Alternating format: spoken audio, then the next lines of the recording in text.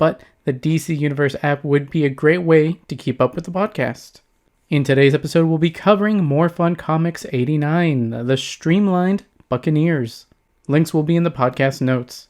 This issue was released in 1943. Let's take a look back at what else was happening that year in history.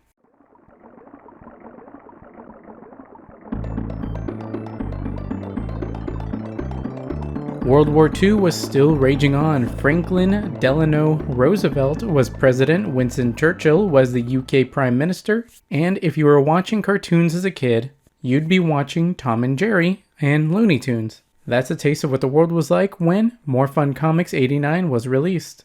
I'm reading this thanks to Aquaman, a celebration of 75 years. Oddly, once they did the 80-year book, they removed this story. As of recording this issue, it is not available on the DC Universe Infinite app, so outside the 75-year book I'm using, I don't know if it's available anywhere else. Just like More Fun Comics 73, 83 here was originally part of an anthology of stories. This one had 5 stories, and this time the Aquaman story was the third, not the last. Again, it's called The Streamlined Buccaneers. Given the time it was released, we might see more Nazi enemies, but likely pirates in this issue.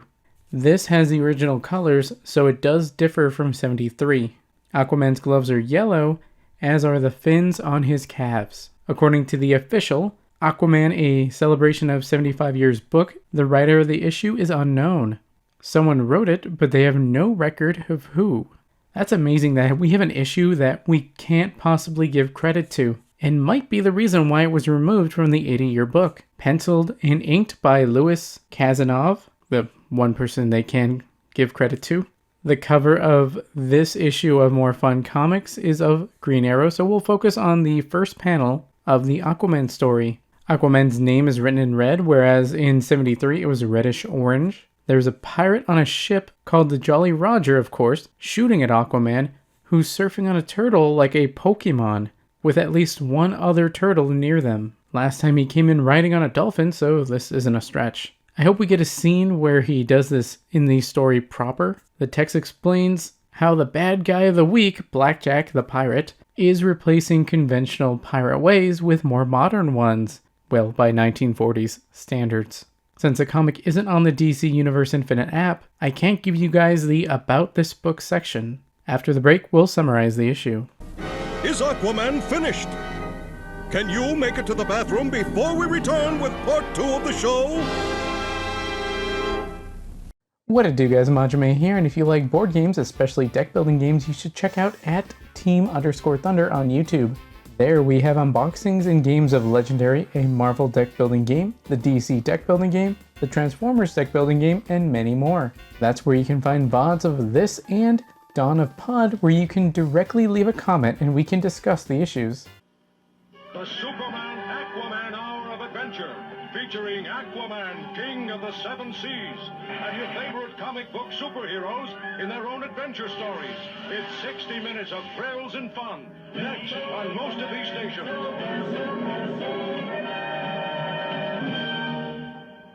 We start, as most of these comics probably will, at the seas. There's a pirate ship, and Captain Blackjack is announcing to his crew that they're abandoning the Jolly Roger. The crew thinks he wants to give up piracy altogether, which feels like a term we really don't use anymore. Usually you think of watching movies or playing games illegally. At any rate, Blackjack tells them they're actually getting a more modern ship, and if you naysay, you'll be shark food, so they cower.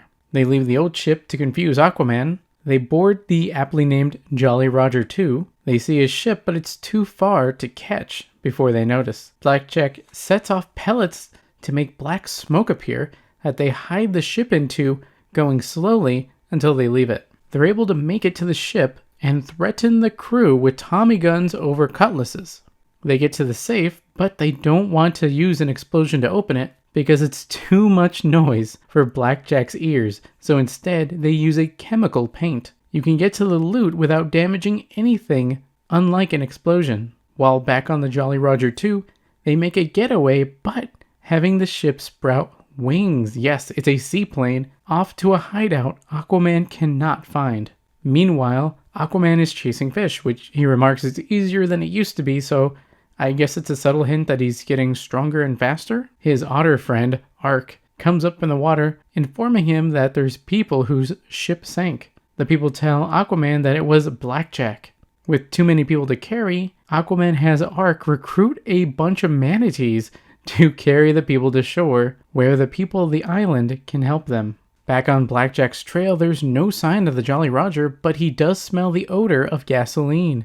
So right there, he's already sort of able to deduce that Blackjack has changed things up with his piracy. Meanwhile, Blackjack's crew is praising him, but he hears another ship. None in sight, but a new part of his new modernizations is a sound detector, as he calls it. The ship sees the pirate ship and calls for help via radio operator. The operator taps out the signal and 2 destroyers listen on. Aquaman sees the destroyers and judges from the angle that the destination must be about 30 miles ahead. When he gets to the location, he sees the new Jolly Roger and notes that it's not the old one, knowing this means there may be surprises. Aquaman sends Ark off on another mission. Ark heads off while Aquaman beelines it to the safety boat Blackjack's crew was on to make it to the other ship. Aquaman jets to the boat, capsizing it. Blackjack says, "Aquaman." A crew member says, "Hey, what?" The rest of the crew starts shooting at Aquaman with Tommy guns, so he dives back into the water, retreating. At this point, the destroyers are getting closer, so Blackjack and his crew swim back to the Jolly Roger too. Meanwhile, Ark has reached his location, an island of fierce giant turtles, which he leads to Aquaman. Funny here, he says Ark, Ark, Ark, but there's a translation that says follow me. When we get to Aquaman, he says he's got something for them to sink their teeth into. Starting to panic, Blackjack and his crew try to take off away from the destroyers, but the turtles are weighing them down. Just imagine a technological marvel of a giant flying ship getting thwarted by big turtles, making it just too heavy to lift off. The intelligent man he is, Blackjack reacts to this by getting an axe and swinging at the turtles, either knocking them off or scaring them away. Here's where we get our quote of the issue.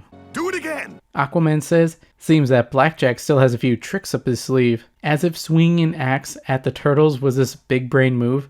I mean, it worked, but I wouldn't give him that much credit. With Blackjack's brilliant turtle plan accomplished, the boat is able to rise. Aquaman tries to dive into the water, but Blackjack uses a mechanical lasso attached to the ship to nab him. Blackjack's new plan for what to do with the now imprisoned Aquaman is to drown him.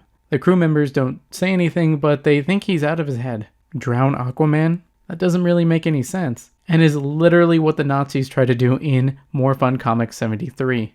But they didn't know anything about Aquaman, so you can kind of forgive that. Now, before we judge Blackjack too harshly, he knows that. Like a fish, Aquaman can breathe the oxygen dissolved in water, so he's going to put a chemical in the water that'll use up said oxygen. To do this, they'll use an electric heating cabinet that Blackjack uses when his bones ache, as he tells Aquaman. I don't know why he felt the need to tell him that part. Just, hey, we have this here. That's it. They put a glass plate in front so they can see him gasp for breath. That's kind of sadistic. But this is where Aquaman tricks him. Aquaman asks, why don't you roast me instead? Blackjack is like, that's not a bad idea. I'll use the current and the heat to speed up the process.